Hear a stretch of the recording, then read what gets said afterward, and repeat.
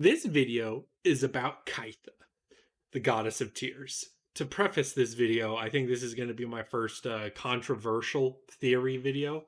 I think my prior videos were either so general nobody could argue with the take, like the fucking snakes and bowls. It's like, all right, yeah, whatever. There's no problems, or they were something nobody cared enough to argue with at all, like Peyton Creighton.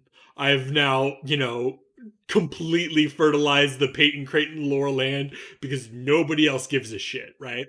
But Caitha has a different place in Dark Souls lore. In many ways, she's actually a successor to Velka, and she has way more content. Dark Souls 2 created her. So, like, if you have any before theories, it's all retroactive to 1. But 3 fleshed her out to where she pervades giant parts of the game and entire aspects of the lore, such as the Way of Light and Kareem, and even things like the Painted World. Um, Today, I sort of wanted to make a definitive Caitha lesson. I want to give you all the tools at your disposal. I'm going to give you 3 separate readings regarding who Caitha is, and I'm going to tell you where I sit. I'm going to, I don't want to necessarily say debunk the other 2. I'm going to say why I believe one over the others, but you can totally look at the different information, and I'm going to provide sources from other voices to tell you those perspectives as well. So you don't have to just straight up agree with me. But first, we need all the information in front of us so we can interpret it. On the screen is going to be the primary Caitha information from Dark Souls 2. And then following that, I'm going to have a slide for the primary information from Dark Souls 3. There's details that aren't going to be in these moments, but we'll probably try to touch on most details. Caitha is the goddess of tears. She always seems to be mysteriously near death. Primarily, she's for those who mourn. Some view her as a demon. She had a companion once, a Kareem knight named Morne. Morne would eventually work with the Archbishop to share tales of Caitha. By Dark Souls 3, Kareem's sect of the Way of White regards Caitha as a major deity. Before we go into detail, we should discuss something very important, and this is going to be a giant tangent, but it is essential to 2 of the 3 theories. It's about what miracles are. When we talk about spells in these games, it becomes really difficult to conceptualize what a spell is. Miracles are directly stated in the text. They are essentially stories that function as prayers. In some of the descriptions, it's sort of cited as gifts by the gods blessing you as you recite the story. However, there's a lot of evidence around that to suggest that these are simply stories, period. You're able to shape them through faith, and that's why the faith stat is important. It's not so much how much you like Gwyn, it's how much you believe that story was possible. So for a real example, it would be like remembering the story of Jesus walking on water, then reciting it as a prayer, then being able to walk on water. It's notable here that gods directly attributed to these miracles do indeed die within these games. So it's unlikely that Gwyn is literally bestowing lightning upon you, but more so you're carrying Gwyn's lightning through the story. The story is what is the actor that allows you to live these powers. In fact, if we take the understanding that miracles are stories you must believe in to work, we can ask scientific, fucking specific questions that the game might be able to provide answers for. For instance, can you say a miracle poorly, or can the miracle be half finished? And is there a weaker version of it? And yes, that is very clear. A lot of the scaling of the miracle spells are directly tied to the length and detail of those stories. Some are further elaborated on, and it's more powerful. Some are, minor excerpts. Some are the full miracle in its entirety. And could the story be slightly different from the reality? Why, yes. Lightning Arrow outright admits that all beautiful stories feature embellishment. So we should assume that these miracles differ from reality in some way. And to be clear here, gods do perform these miracles without catalysts. I would assume when Gwyn summons lightning, he's not doing a miracle through faith. He's doing his form of lightning sorcery or wherever the fuck he's doing. He's using his own power instead of the power and conduit of a story. The idea is still clear here. Could the story be different, like very different from its reality? Yes. Heavenly Thunder is the prime example here. In-game scholars of Dark Souls 2 seem very conflicted on whether or not this is the original lightning spear Gwyn used, or if it's a derivative of other lightning spears. So with this, we have the very idea of a fabricated or branching miracle that's separate from what actually happened. And so we've walked the primrose path, and you keep asking these questions, and you may be asking yourself another question: could you make a miracle or a story based on something that did not happen, or at least wasn't done by the gods? And we do have an instance of a highly probable fabricated miracle. Caressing Prayer in Dark Souls 2 has this in its description: this spell was recently developed and may not be an authentic miracle. So outright, the authenticity is called into question. The recent development is very useful for dating the miracle as well. Time in Dark Souls is vague, but a recent miracle could be 1,000 years old or generations old. But to me personally, this indicates that the miracle probably did not exist before Dark Souls 1. And we can go over why later too.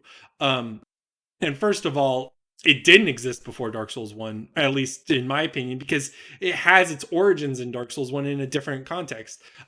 In the sorcery spell Remedy. Remedy is the exact same as the miracle, however, it is a sorcery. It originated from Yolva, a very specific person from a very specific people, the sealers of that were in New Londo. Now, if you're going to get into the nitty gritty, you could foreseeably see something like Yolva and the other sealers, or the people of New Londo worked with someone like Velka, or another god to make the sorcery. It's important to know that the miracle still developed recently. Velka does have strong ties to New Londo, and the sealers do wear plague masks similar to crows and have a reverence for the gods. Perhaps Velka could have carried these spells over or turned them into miracles later on. And that last part is a core idea for the first interpretation of Caitha. Caitha, to some, is a pseudonym or alias of Velka. Velka's, the idea here is that Velka is operating with proxy gods by two. I don't want to go into I don't want to go into theories I'm not a huge believer of, because I think it would be doing a disservice to them. I also think that this theory does have a lot going for it, because they're very similar and adjacent to each other.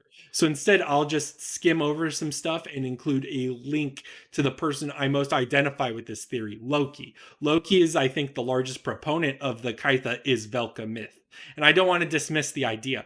2 makes a huge point that the gods of Drangleic may be gods we're already familiar with, but they just have different names. Loki also cites Nar Alma as another proxy, with curious ties to both Velka and Kaitha. Kaitha's identification with Karim is another big point, as well as the idea that they may share a visage as a merciful mother of the forlorn. Both are associated with the painted world and the mother of the forlorn as a figure for the forlorn. I think the other cherry has to do with the Velka statue being in the undead village and sort of close to the proximity of Irina and Eygon and other Karim influences, as if their worship of Caitha is the same as Velka's. I think Velka's presence in the undead village is probably an actual way to purge curses, in a very similar way to the Nana story the caged NPC in the village talks about.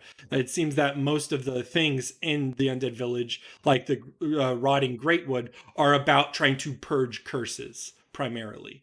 I would say that I don't think there's a necessary proof that Velka transformed the remedy spell into a miracle either, which is a core tenet of how he thinks this thing came to be. I think due to the low common level of this miracle, it probably leaked out when Yolva was in Blighttown, which is where you get remedy, and eventually through whispers became a common prayer. It's a common thing. It doesn't derive from a singular source here. It would often fail and be surrounded by debt. And eventually it would become too associated with death and Caitha by Dark Souls 3. The other thing I'll personally say against this Velka idea is that Caitha exists in 2, and Loki seems to believe that, Velka has split her identity in so many ways, and she's irrelevant and is just living on and surviving on through these proxies. However, there is literally a church with a statue of a woman with a book in it, and a Velka priest is still in the building. His name's Cromwell. That book is probably the Book of Judgment, and that's probably Velka's statue. That's probably Velka's identity, and it doesn't. There's little Velka relevance here. Velka's name may not be as well known, but she's not erased from existence, and it doesn't necessarily mean she's puppeting other identities throughout the game. Denial is another example here. Denial just as well is tied to Shulva and the cardinal there. Worship in Shulva seems very curious. They do seem to have particular things that might hint towards Caitha worship. Death, female statues, Caitha having the poison emblem for the engraved ring. This being said, Shulva is also not much of a god place. It's a very pagan place. It worships Sin the dragon and has a pagan tree. Now, that being said, on the other side of the coin, Shulva does provide a backbone for Lindelt clerics as we know them today. So largely there is a very complex religious background for Shulva that someone could go into at a later time. But I just don't see a lot of Velka's stuff, for instance. The rings are interesting because they're one of the few items in 2 directly attributed to Caitha. These Tearstone rings had different origins in the first game. Sigmar even wore one. The blue Tearstone ring that originated in Katarina, not Karim. That's important to me. To me, that says if the stones are from Caitha specifically, she was responsible for far more than the foundation than just Karim. And, Karim culture seems way more focused on Caitha, and Katarina seems more focused on things like the Warriors of the Sun. Thinking that Sigmar worships Caitha seems really weird to me. And the stone rings in 2 do seem to hint towards perhaps a demonic nature of Caitha. If she's always near death, is she responsible for it, or is she helping survivors deal with this reality? This ambiguity is important, and that sort of ominous presence is even seen in stuff like Caitha's chime. This to me also indicates she's not Velka, though the chime and Velka's hair share the same idea of using faith-based sorceries or miracles or whatever with intelligence. Velka's witch hair, to me, is of real importance. Caitha's chime is interesting because it can only perform hexes and can't do miracles in 2. That's curious to me, and you'll see some baddies use Caitha's chime, like Tichi Gren. The second body of belief going from that is that Caitha is the personification or realization of death, as in the literal death that Nito gave most of his Lord Soul to, and his companion that we never see. This can be found in many places, but a good channel to understand the gist would be Yoshimitsu's channel, linked here down below. I think that there's an effort in both of these games to link Caitha to death in almost a synonymous way. I don't think the symmetry is unintentional. I think this sort of blurred line isn't because she's death, but I think her actions and associations became a product of legend, and it sort of incorporated itself into death mythology. I think the problem comes when we consider Dark Souls 3. Dark Souls 3 is really where I start to see the patterns evolve into my line of thinking. And it's not just mine. I'm not claiming ownership of it. But, in Dark Souls 3, we see Caitha skyrocket in prominence, Way of White, yada, yada, yada. We've already seen how Caitha's miracles are meant to be examined as fraudulent. They have dubious origins, and they weren't attributed to her until Dark Souls 3. So it was another retroactive retcon in its own way. more importantly, 3 gives us an entirely new narrative I never see anyone talk about in regards to Caitha, and that's the quest line of Irina and Eygon. The quest line of Irina and Eygon parallels the Maiden Estrella plotline from Demon Souls, but away from that, the actual canonical text we see here is that the pattern of Eygon and Irina's lives are based on long-standing Kareem tradition. Kareem knights model their armor after Morne, as Morne followed the goddess Caitha around. And side note here, that's something you don't see Velka theorists mention. How much did Morne provide Velka? We'd never see Morne imagery companion with Velka imagery if they are the same being. I think this is the real key to Caitha's mystery. I think the truth is that Caitha actually started as a human, being escorted by a faithful knight. She might have done comic miracles, such as caressing prayer to heal the sick and the wounded. Morn may have killed many who tried to threaten her or otherwise misunderstood or protected her against just monsters. If you're wondering how this sort of thing would even be possible, you gotta realize that these miracles started spreading by Morn and the Archbishop, so Velka didn't magically repurpose them. There were middlemen that actually distributed these miracles. Or at least branded them as Caithas. As we talked about with faith and miracles, so too do we have instances of a human being mistaken for a god, if not actually turning into one, with Evelana.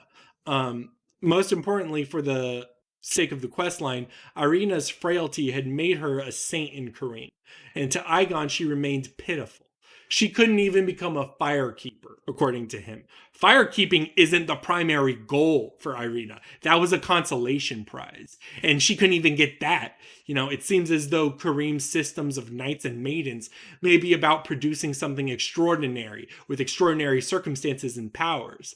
Caitha's chime in 3 is anathema to the church. How could something so essential to the goddess be anathema to the worship? Here's where I think something like Velka theories hold more water than death theories. Death symbolism is coincidence turned myth. The entirety of Caitha's presence is meant to be questioned. And her identity is meant to be questioned. So if you're asking which of those two I would side with, I would side with Velka being a proxy, or Caitha being a proxy for Velka. But, Caitha's chime in 3 does perform miracles now. Most likely because hexes no longer exist, but the chime is capable of general miracles. Hexes became dark miracles, essentially. They became stories of people and suffering, etc., etc. I really think what thematically seals the interpretation that Caitha is a human for me is the symmetry of Irina and Eygon to Morne and Caitha. If Eygon is the echo of Morne, why should we not assume the same of Irina? Here we see what's beautiful about the questline. Irina is weak, paralyzed by fear. Darkness eats away at her, and she ultimately will have a choice between becoming a firekeeper or succumbing to the darkness.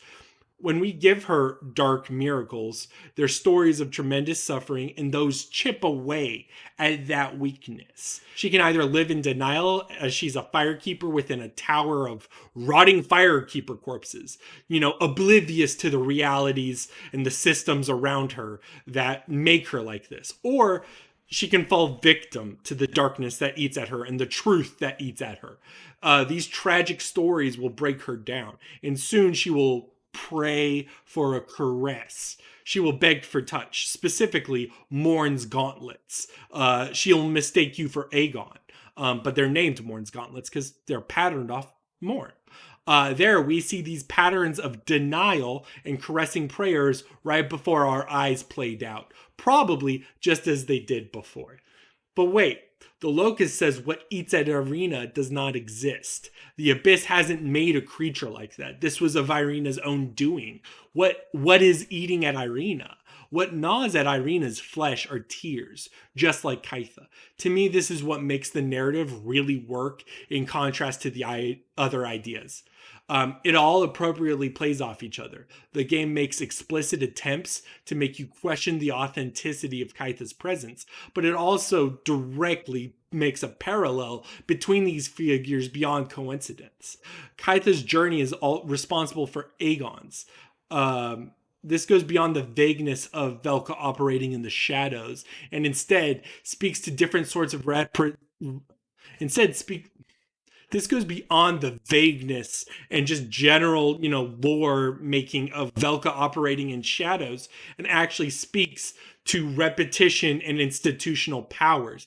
Kareem is trying to produce these sorts of relationships culturally, and it's a perpetuating system. If at the very least, ignoring all of my theories, to make fire keepers. They are making a system to make fire keepers for at least Lothric. Why would the Kareem Church be ashamed of Caitha's chime if the pardoners eagerly sold Velka's locks of hair? Caitha's chime undermines the reality of the worship. To me, that's what makes those theories muddy. The thing I want to say here is specifically regarding an idea that Morne is responsible for all the Knights of Kareem worshipping female goddesses. Ignoring other instances of fraudulence and dubious origins, I think the most notable thing here is Morne's existence probably is right before Dark Souls 2 at minimum. If we pretend that caressing prayer is originally Caitha's anyways, it's still recently developed and specifically spread by Morne. So that means Morne's work with the Archbishop was at its most generous probably after Dark Souls 1. Just want to be clear on that. Only exception I would be, I guess, if Morne survived from before Dark Souls 1, became a legend for Kareem, and then did the caressing prayer miracles after Dark Souls 1. I'd rather take the interpretation that he's responsible for the current cultural traditions, particularly regarding, Aegon's armor, regarding, the stuff like the Moaning Shield, where it's, a customary, once he grants knighthood, stuff like that is probably where his role goes in. And then now more off the cuff here, because I wrote way less for this, regarding the Merciful Mother of the Forlorn, that those are probably where I am most convinced that maybe Caitha might be Velka. For instance, Velka obviously has strong ties to the Corvians and Crows, and Caitha is probably the figure, the statue crying in the Cathedral of the Deep, and it is what Gale is worshipping as the Merciful Mother of the Forlorn.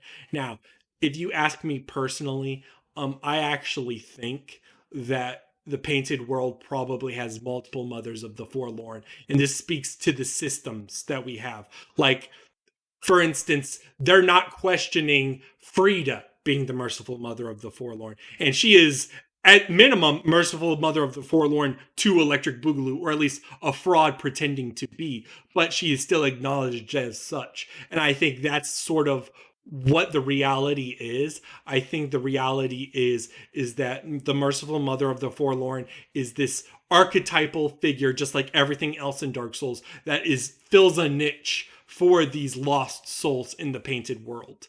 And they probably had identities before that, but when they have to go into the painted world, this is what they become.